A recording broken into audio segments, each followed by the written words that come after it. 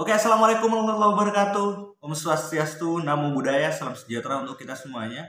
Welcome to Insight Gallery. Kali ini saya mau mereview satu buah keris Bali. Sebilah keris Bali ini dengan warangka kojongan. Pamor wengkon seperti apa?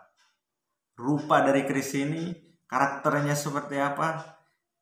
Simak videonya sampai selesai. Ini dia kerisnya, sebilah keris Bali. Dengan kita lihat dari tampilan luarnya, kita cermati dari warangkanya kojongan. Sebelum itu maaf karena kondisi kameranya terbalik karena saya pakai kamera depan untuk nge-record video ini. Warangka kojongan pakai kayu siwalan, atau ada orang menyebutnya lontar. Tapi kalau lontar itu daun dari pohon siwalan, ini orang menyebutnya lontar.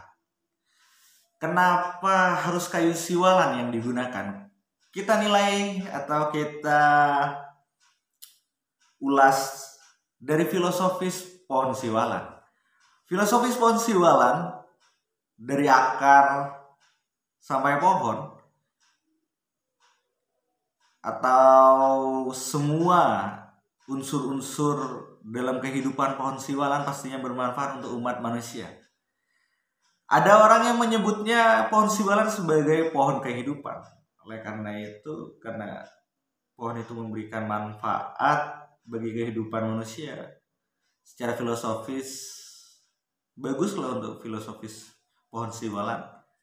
Kita coba padukan dengan model atau motif warangka kojongan, apa bisa worth it atau recommended untuk teman-teman koleksi nantinya jika dijadikan suatu pakaian keris? Jawabannya ya. Tampilannya estetik dengan kayu hitam dan seratnya yang ke pinggir membuat tampilannya sedikit elegan karena tidak menimbulkan corak-corak yang terlalu rame lah ya, tidak terlalu norak. Untuk motif kayunya padat juga. Nah, untuk warangka ini saya rasa untuk warangka pohon siwalan cocoknya jika tahap finishingnya digunakan clear untuk pernisnya. Soalnya kalau tidak di clear, dikhawatirkan untuk pohon siwalan, untuk bahan warangka dari pohon siwalan ini pecah-pecah karena seratnya sedikit keras. Habitatnya di situ. Jadi saya sarankan untuk teman-teman pengrajin-pengrajin yang lain jika menggunakan pohon siwalan atau pohon kelapa. Kalau pohon kelapa untuk seratnya lebih kasar dari pohon siwalan, saya rasa untuk cantik atau estetik kurang lah ya. Saya sarankan untuk di clear agar nantinya tidak pecah-pecah. Biar tidak lama-lama kita buka kerisnya. Nah, sebilah keris look 3, keris Bali dengan ganja iras. Pamornya wengkon. Nah, jika teman-teman lihat untuk kondisi bilahnya pulen sekali, halus. Sekalipun garapan kemardikan, cuman kalau nilai estetik tidak kalah inilah ya, tidak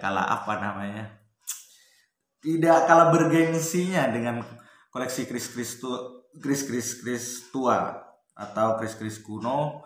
Yang biasanya kalau di kris kuno ada kris kuno yang memang juga estetik, ada saja kris kuno yang hanya mengandalkan historis saja.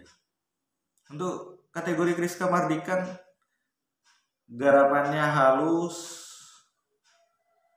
proses penggarapannya tidak kesana kemari, garapnya rata atau simetris.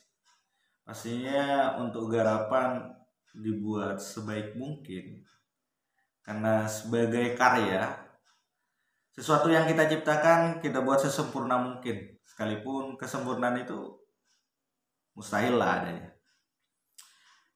Tapi jika dikerjakan dengan setulus hati, sepenuh hati, lahirlah sebilah keris seperti ini. Keris kemardikan, tapi untuk tempaannya juga kemas, detail untuk garapannya. Pamornya wengkon. Secara filosofis, pamor wengkon ini mempunyai tuah sebagian orang saja yang percaya. Kalian boleh digolongkan ke bagian orang yang percaya ataupun tidak. Kalian boleh digolongkan sebagian orang yang percaya dengan tuah atau manfaat atau cerita-cerita dari sebuah keris, atau kalian hanya sebatas bisa digolongkan dengan bagian-bagian yang sebatas mengagumi sebuah atau sebilah keris sebagai mahakarya saja.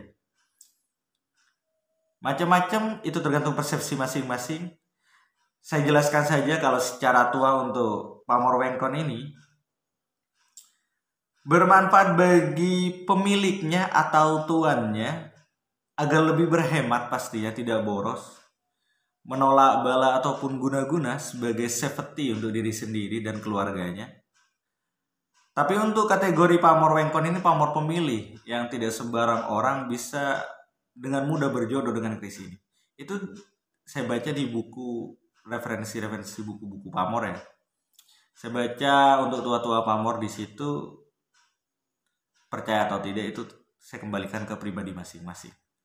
Tapi untuk kategori pamor wengkon ini masuk kategori pamor rekan. Pamor rekan itu secara definisi pamor yang memang direka oleh empunya, direka atau dirancang. Rupa pamor wengkon ini seperti ini, ada di pinggir seperti bingkai yang menyelimuti sebilah kerisnya, ada di tepian keris. Ada di tepian bilah keris. Biasanya pamor wengkon diisi dengan ada beberapa pamor yang jadi pamor wengkon dijadikan pamor dwi warna atau triwarna. Biasanya ditambahi di sini ada macam-macam, kadang dipadukan dengan ganggang kanyut, junjung derajat, macam-macam lah ya. Tapi kalau yang ini saya garap hanya untuk kelas wengkon saja, karena nantinya saya ingin menampilkan cita rasa estetiknya dari sebilah keris pamor wengkon ini. Pamor wengkon kelihatannya simple kalau dikategorikan dalam pamor, karena tidak terlalu banyak secara tampilan, tidak terlalu banyak corak, hanya sebatas seperti bingkai yang menyelimuti sebilah keris. Tapi di sini pamor wengkon ini kalau bukan